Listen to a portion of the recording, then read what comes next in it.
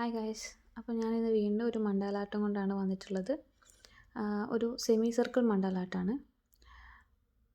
ഞാനിന്ന് ചെയ്തേക്കുന്നത്. അതായത് ഈ വരയ്ക്കുന്നതിന് മുന്നേ തന്നെ ഞാൻ ആദ്യമേ ചെയ്യുന്ന ഒരു പരിപാടി എന്തെന്ന് വെച്ച് കഴിഞ്ഞാൽ, ഞാൻ ഓൾറെഡി ഔട്ട്ലൈൻ വരച്ച് വെക്കും.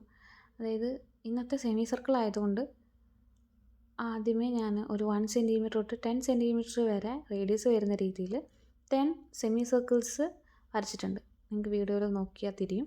പ്ലസ് ആംഗിൾസ് കൂടി മാർക്ക് ചെയ്തിട്ടുണ്ട്. 10, 20, 30 എന്നുള്ള രീതിയിൽ ഞാൻ 180 ഡിഗ്രി വരെ ആംഗിൾസ് മാർക്ക് ചെയ്തിട്ടുണ്ട്. അപ്പോൾ ഇങ്ങനെ ചെയ്യുന്നത് കൊണ്ട് എന്താണെന്ന് വെച്ച് കഴിഞ്ഞാൽ, എനിക്ക് എല്ലാത്തിനും ഒരേ ഷേപ്പിൽ വരയ്ക്കാനായിട്ട് ഹെൽപ്പ് ചെയ്യുന്നുണ്ട്.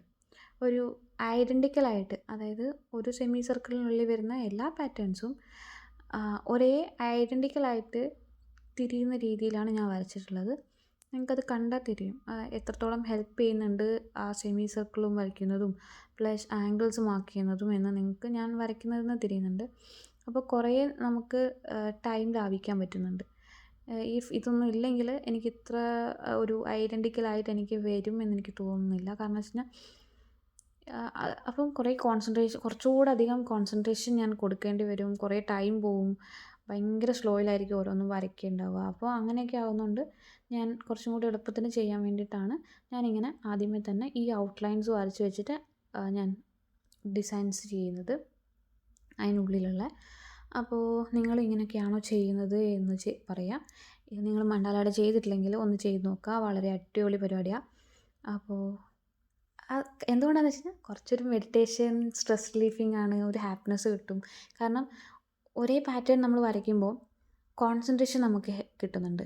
പ്ലസ് ഇങ്ങനെ ഒന്ന് ചെയ്ത് ഫുള്ളി ഇങ്ങനെ മാർക്ക് ചെയ്ത് കഴിയുമ്പോൾ നമുക്ക് കിട്ടുന്നൊരു ഹാപ്പിനെസ് ഉണ്ട്. ഇപ്പോൾ സ്ട്രെസ്സൊക്കെ ആയിട്ട് വരുന്ന ഒരാളാണെങ്കിൽ ഇങ്ങനെ ചെയ്യുമ്പോൾ നമ്മുടെ ആ സ്ട്രെസ്സിനെ കുറിച്ച് ചിന്തിക്കാനുള്ള ടൈം ഉണ്ടാവില്ല. ഇത് ചെയ്യാനുള്ളതിനകത്ത് കോൺസെൻട്രേറ്റ് ആകുമ്പോഴത്തേക്കും നമുക്കതൊക്കെ അങ്ങ് പോകും. അപ്പം ഭയങ്കര ഒരു മെഡിറ്റേഷനൊക്കെ തരുന്ന ഒരു ഫീലിംഗ് തന്നെയാണ് എനിക്ക് ഈ ഒരു ആർട്ട് ചെയ്യുമ്പോൾ. അപ്പോൾ നിങ്ങൾക്ക് ഇങ്ങനെയൊക്കെയാണോ എന്ന് നിങ്ങൾ ചെയ്യുന്ന ആൾക്കാരുണ്ടെങ്കിൽ പറയുക. ചെയ്ത് നോക്കിയിട്ടില്ലെങ്കിൽ നിങ്ങൾ ചെയ്ത് നോക്കുക. എന്നിട്ട് നിങ്ങളുടെ അഭിപ്രായം കൂടെ കമൻറ്റിലൂടെ അറിയിക്കുക. അപ്പോൾ നിങ്ങൾക്ക് എൻ്റെ വീഡിയോ ഇഷ്ടപ്പെടുന്നുണ്ടെങ്കിൽ വീഡിയോക്ക് ലൈക്ക് ചെയ്യുക. പ്ലസ് നിങ്ങൾക്ക് എൻ്റെ വീഡിയോസ് ഇനിയും കാണാൻ ആഗ്രഹം ഉണ്ടെങ്കിൽ ചാനൽ സബ്സ്ക്രൈബ് ചെയ്യുക.